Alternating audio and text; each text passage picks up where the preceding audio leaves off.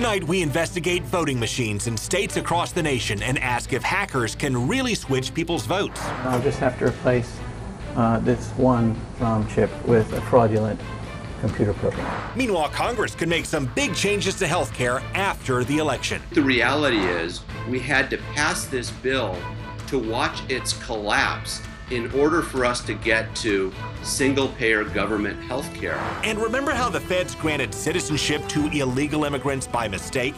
We're learning there could be much more. This is just magnificent bureaucratic incompetence by DHS. Plus, we'll map out Clinton and Trump's likely debate strategies, and Scott Smith joins us for game night. This is Money, Power, and Politics.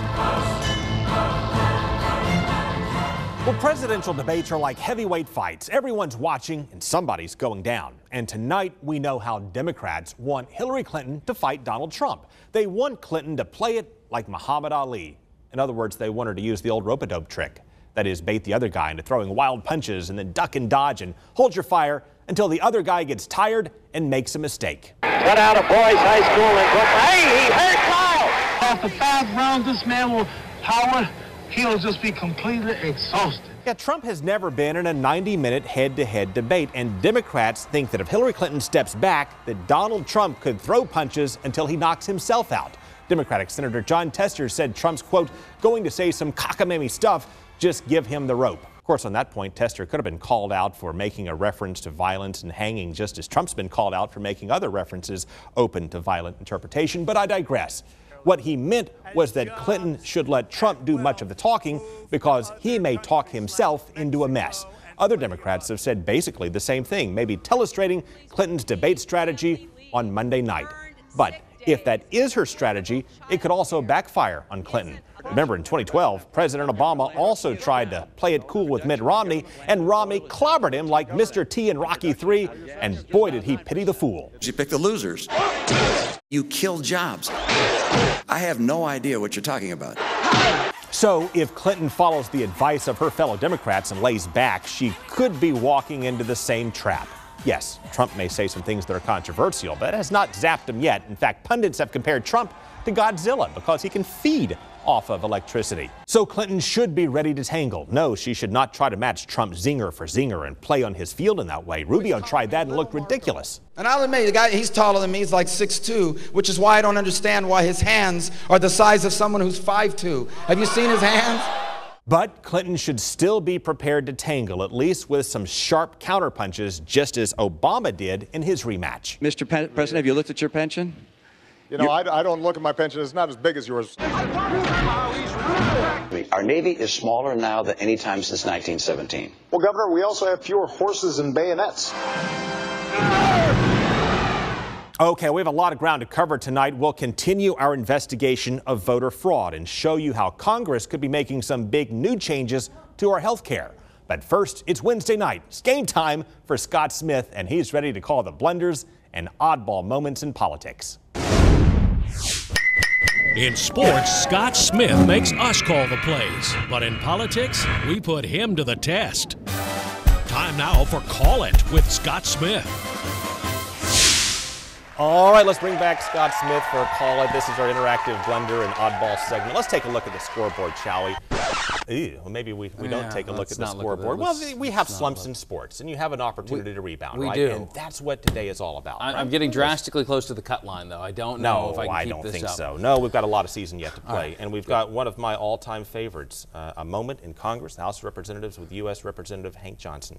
Now, he has some concerns here about Guam. Concerns about Guam. Take a look. My fear is that the whole island will become so overly populated.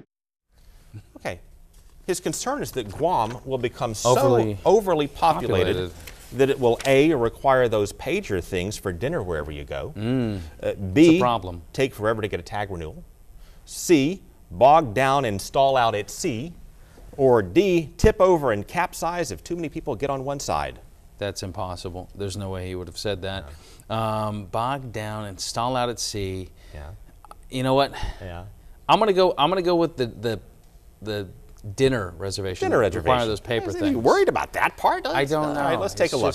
The whole island will become so overly populated that it will tip over and capsize. Yes, sir. That's your Congress. There's no way that's your that he Congress. just said that. That's your Congress, my friend. Okay, My that's what he said. goodness. He surely did. Okay. Now, this is kind of a bonus one right here.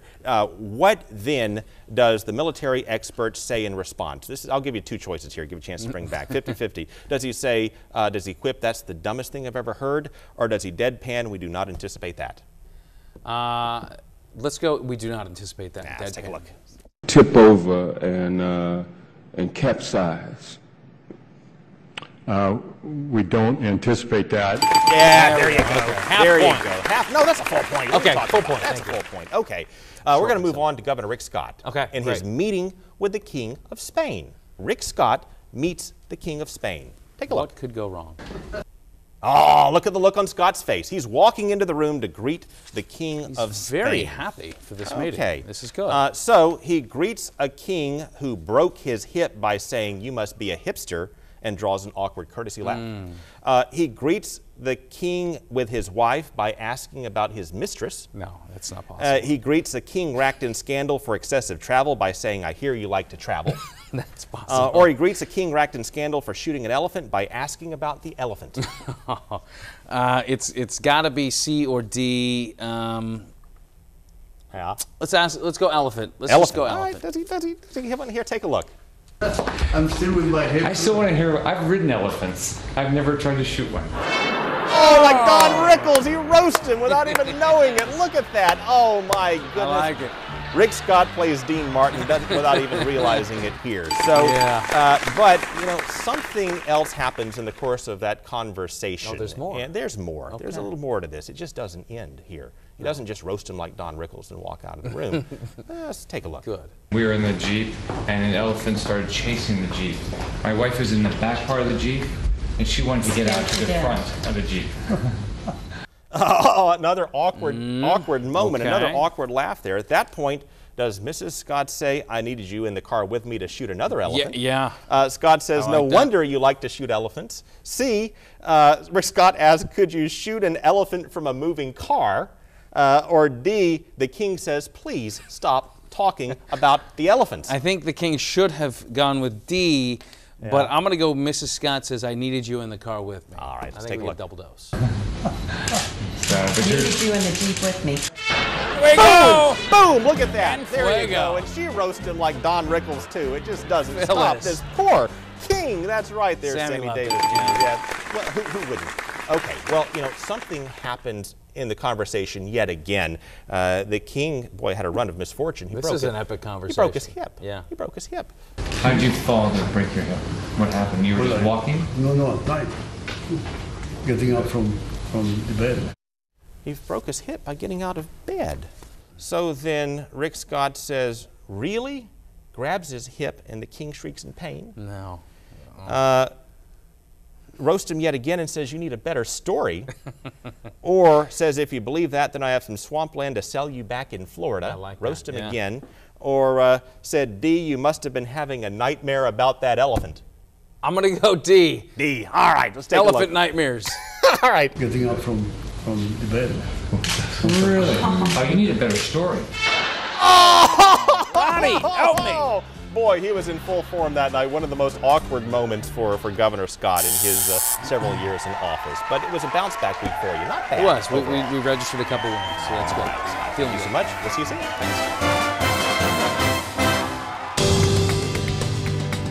Coming up, could hackers tamper with our election results? We'll put some voting machines in states across the nation to the test.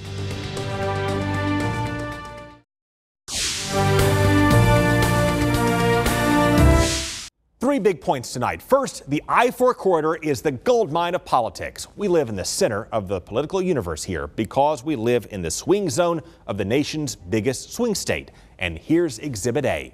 Check out ad spending in the presidential race. The top two regions in the nation are Orlando and Tampa Bay, followed by Cleveland at a distant third. Second big point, we have some changes in the U.S. Senate forecast. Polls now favor the Republicans. Democrats need to gain at least 4 seats to take over the chamber.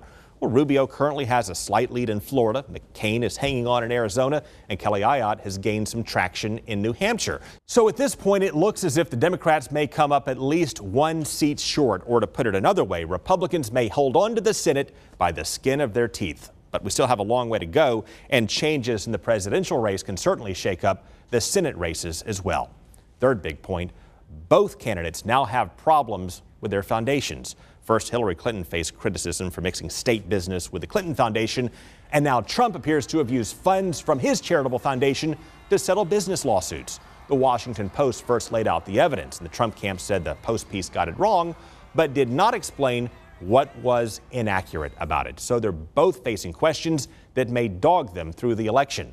And on the subject of elections, we've investigated voter fraud in a series of reports over the past 6 months. Last week, we showed you how voters cast one ballot in Florida, then voted again, in some cases voted more than twice in other states. Well, tonight, with growing concerns about hackers, we're also taking a closer look at some of the voting machines. And Eric Shawn asked if a hacker could really change your vote. I have demonstrated how to hack the ABC Advantage voting machines that we use in New Jersey. Princeton University professor Andrew Appel says a touchscreen voting machine, the type used in about 10 states, can be tampered with. The back door. In 2008, he demonstrated how, as part of an election lawsuit against New Jersey officials. While he notes there has been no documented case of a machine actually being hacked this way in a U.S. election, he says it could happen by simply swapping the machine's computer chip for his own. And I'll just have to replace this one ROM chip with a fraudulent computer program. He was able to change the votes the machine counted. I figured out how to make a slightly different computer program that just before the close of the polls, it shifts some votes around from one candidate to another.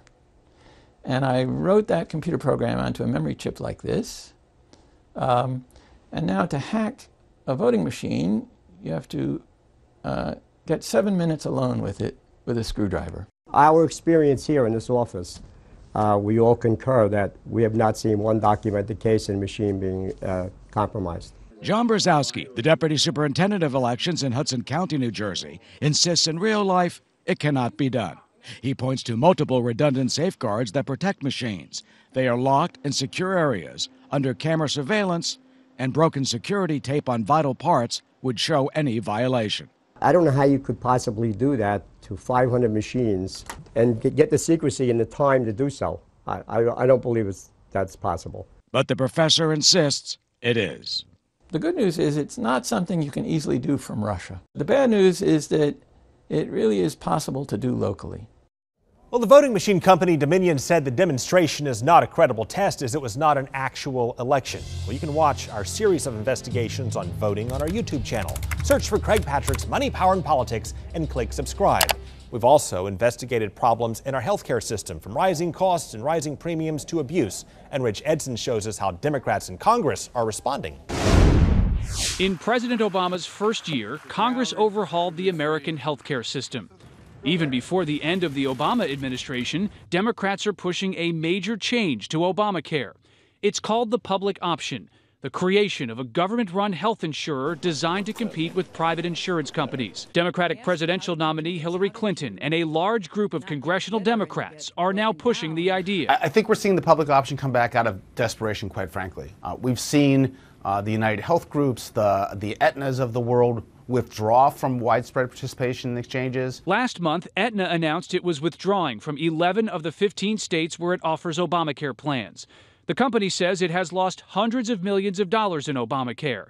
United Healthcare and Humana have made similar announcements. Critics charge that even with tax subsidies to help customers pay, Obamacare insurance plans are still too expensive. Dr. Jeffrey Barkey, a supporter of Republican nominee Donald Trump, claims the law's designers intended these results. The reality is we had to pass this bill to watch its collapse in order for us to get to single-payer government health care. Democrats blame insurance companies for what they say is service to shareholders instead of patients. More than 24 Senate Democrats joined a resolution declaring that, quote, giving all Americans the choice of a public, nonprofit health insurance option would lead to increased competition, reduced premiums, cut wasteful spending on administration, marketing, and executive pay, and ensure customers have the affordable choices they deserve.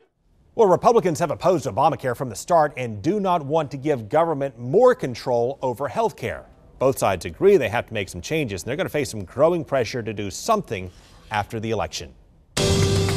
Coming up, our government orders immigrants to be deported, then grants them citizenship by mistake, and that mix-up could drive more changes in Washington.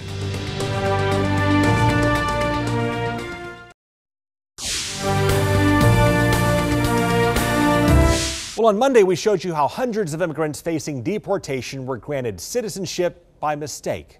Tonight, Congress is pointing fingers and trying to figure out how to make sure we don't make more mistakes that let the wrong people in. And Doug McElway shows us how that's triggered a new fight in Washington.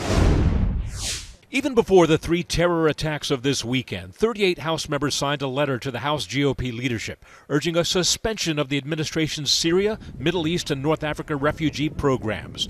Indeed, we've already seen this, with Orlando, with San Bernardino, Chattanooga, and the attacks just in the last couple of days. This is our future.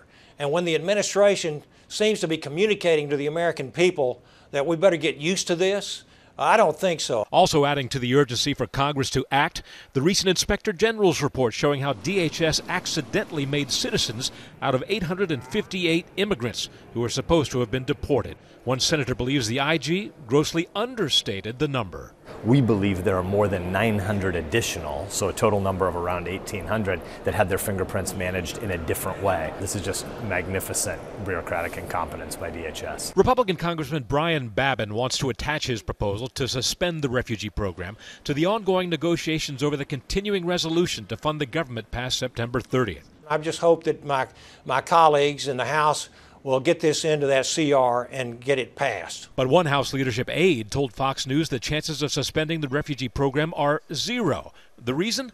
Congress is tied up in delicate negotiations over the continuing resolution, with Zika funding and a 9/11 lawsuit bill still unresolved. Republicans are gun-shy about including another add-on because they've taken blame for government shutdowns in the past, and Democrats are more than willing to try again. Well, at this point, both sides in Congress have their eyes on the exit door. They hope to go on break again and focus on the November elections.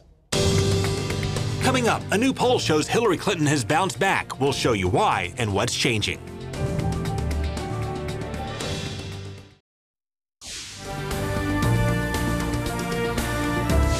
Well, let's start with some good news for Hillary Clinton. She is leading in the new NBC Wall Street Journal poll by 6 points, 43-37. Gary Johnson checks in at 9% there.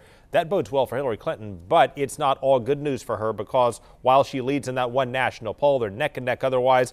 And Donald Trump and New Fox polling leads in key battleground states of Nevada, North Carolina, and Ohio, though all within the margin of error. Don't pay too much stock, though, in these polls because the race will surely reset on Monday night after their first debate. We will see it tomorrow night.